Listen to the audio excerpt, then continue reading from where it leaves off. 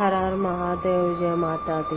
भक्ति की शक्ति में मैं लक्ष्मी यादव आज फिर आप सबका स्वागत करती हूँ और उन सभी दोस्तों का मैं दिल से धन्यवाद करती हूँ जिन्होंने मेरे चैनल को लाइक, शेयर और सब्सक्राइब किया।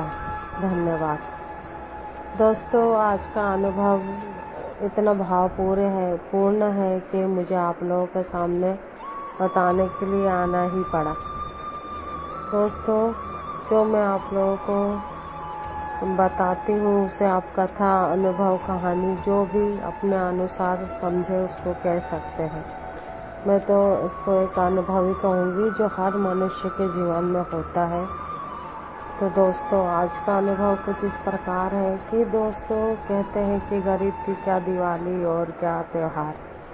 जैसे कि मतलब मान लीजिए कि गरीब जो परिवार फैमिली के लोग होते हैं, मिडिल क्लास, उन लोगों का तो दिवाली भी एक सा रहता है, नवरात्रि एक सा रहता है और सभी त्योहार या तो किसी से या तो सेविंग करके रखे तो अपना फेस्टिवल वो अच्छे से बनाए, या फिर किसी से लेके बनाए, या फिर अपना कुछ गहना गहना जो भी उसके पास रहे उसको रख के बनाए। बस यही रहता है।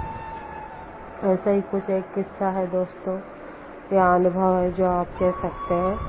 एक युवती रहती है दोस्तों जो सभी पूजा पाठ त्योहार भगवान की करती है। एक बार उसका चैत्र मास के नवरात्रि रहती है दोस्तों माता जी की। तो उसका नियम था दोस्तों कि वो मतलब एक जो भी मतलब करती थी, मंदिर में दान देती थी। जो उसके मतलब फैमिली का ही मंदिर था, वहाँ पे वो कुछ पैसे नवरात्र में भेजती थी और कुछ अपने नवरात्रि के लिए रखती थी। मतलब उसका कलश घर में भी बैठता था और वो वहाँ पर भी देती थी, और जैसे जिस नवरात्र में उसका मन करता तो वहाँ मंदिर में भी जाके या मतलब उनकी फैमिली में जाके भी वो कलश स्थापना करती थी।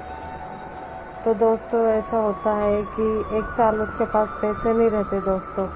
अब उसको करना तो है ही, तो वो क्या करे दोस्तों। बहुत कोशिश करने के बाद भी उसके पास पैसे की व्यवस्था नहीं होती। नवरात्रि के दिन पास आने लगते हैं दोस्तों। मान लीजिए कि 1-2 दिन में नवरात्र शुरू होने वाली रहती है और उसका पैसे की व्यवस्था नहीं होती। अब ऐसे में उसको कुछ समझ में नहीं आता दोस्तों। सबसे मांगती लेकिन कहीं से कुछ हेल्प भी नहीं होती उसकी। तो दोस्तों वो फिर अपनी जो एक पायल रहती दोस्तों, जिसे वो बहुत ज़्यादा पसंद करती है, उसे वो अपने पति को देती है और बोलती है कि इसको तुम गिरवी रख देना। इससे मान लीजिए जो भी पैसा आएगा उसमें से आधे पैसे मैं उनको दे दूंगी और आधे पैसे मैं अपने उसमें ले लूँगी। तो उसका पति जाता है दोस्तों, और जाने के बाद वो मतलब कोशिश करता है कि जितने पैसे हम लोगों के घर में रखना उतने में पूरा हमारा नवरात्रि का सामान आ जाए, और जो आधे पैसे उनके इधर भेजना है वो बच जाए। अब दोस्तों वो जाता है उस टाइम ना, थोड़ा मतलब आने के बाद काम पैसे वो भेजती है उसको, तो शाम का टाइम ही हो जाता है, दुकान बंद करने का हो जाता है, या शायद कुछ हड़बड़ रहती है दुकान वाले की। तो वो अचानक से मतलब जितनी की उसकी मानो जितने में उसकी रकम आ जाती फाइल, उतने ही पैसे उसमें लिख देता। जबकि कोई भी ज्वेलर्स या कोई भी दुकान वाला ऐसा नहीं करता कि जितनी रकम हो उतना पैसा कोई नहीं देता, उसके आधी कीमत ही देते हैं। लेकिन वो गड़बड़ में लिख देता है।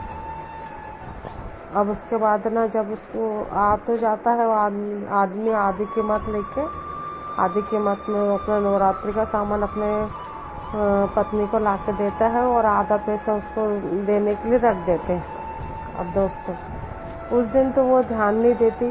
नवरात्रि के 1-2 दिन बाद जब वो मतलब ध्यान से रख देती हूँ पर्ची को क्योंकि मुझे लाना भी पड़ेगा सामान करके वापस।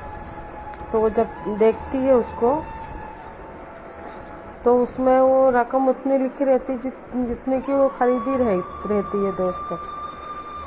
तो वो बड़ी परेशान हो जाती। वो कहती कि इतना पैसा तो हमने लिया भी नहीं है, और तो या तो आपने मेरे से झूठ बोला है या फिर मतलब क्या हुआ है गड़बड़। तो वो बोलते हैं कि नहीं मैंने झूठ नहीं बोला है, उन्होंने मुझे आधी रकम ही दी थी। और कोई भी हो मतलब जब हम किसी भी चीज़ को, पायल को या किसी भी चीज़ को हम लोग जब उसको पूरा ख़त्म करते हैं तभी हमें उसे थोड़े से लगभग पैसा मिलता है, बाकी डायरेक्टली ऐसे कोई नहीं देता है। ये बात भी सही रहती है। तो लेकिन उसके मन में तो कहीं ना कहीं चलता है, वो बहुत दुखी होती है दोस्तों, क्योंकि ये उसके बहुत पसंदीदा चीज़ रहती है दोस्तों। मतलब ये डिज़ाइन उसका बहुत पसंद का रहता है, बहुत दुखी होती है, पर वो क्या करे, क्योंकि उसने ये काम जो किया था वो अपने पूजा पाठ के लिए, माता रानी के लिए, इसके लिए किया था दोस्तों। तो वो फिर दुखी तो होती है, लेकिन अब क्या करें। उसके बाद ना वो जब एक बार जाती है दुकान में फिर से किसी काम से, तो पूछती भी है, तो वो लोग बोलते नहीं, हम लोग क्यों लिखेंगे, जो लिया होगा उसी के उतना ही लिखा होगा। तो कहती कि आप रहने दो, अब अगर मान लीजिए कि जिसकी भी गलती हो, क्या कर ही क्या सकते हैं करके वो चुप रहती, दुखी रहती है थोड़ी सी। लेकिन दोस्तों फिर एक बार ना उसके पास पैसे की व्यवस्था होती है और वो कुछ दूसरी चीज़ भी उसकी रखी रहती है। तो वो बोलती है कि न तो इसी रकम का तो हमने इतना पैसा भी नहीं लिया पायल का, फिर भी उन्होंने इतनी रकम लिख दी है कि हम लोग कैसे लेंगे, मेरी एक ही चीज़ उसमें आ सकती है वापस, तो रहने दो। अब कभी जब मेरे पास पैसे आएंगे तो मैं फिर से उसी डिज़ाइन में देखूंगी, कोशिश करूंगी, ले लूंगी, ऐसे करके सोच के वो मन ही मन दुखी भी रहती है, पर क्या करें। अब जाती है दोस्तों, दुकान जाती है, उसके बाद ना दोस्तों आप विश्वास नहीं करोगे, वो दुकान जाती है, उसका एक सामान निकलवाती है, उसका पैसे का हिसाब किताब करती है, तो वो दुकान वाला खुद अपने मुंह से बोलता है कि आप वो पायल नहीं ले जाते। वो बोलती है कि लेकिन जितनी रकम तो मैंने ली भी नहीं थी, इतनी रकम में लिख दी है।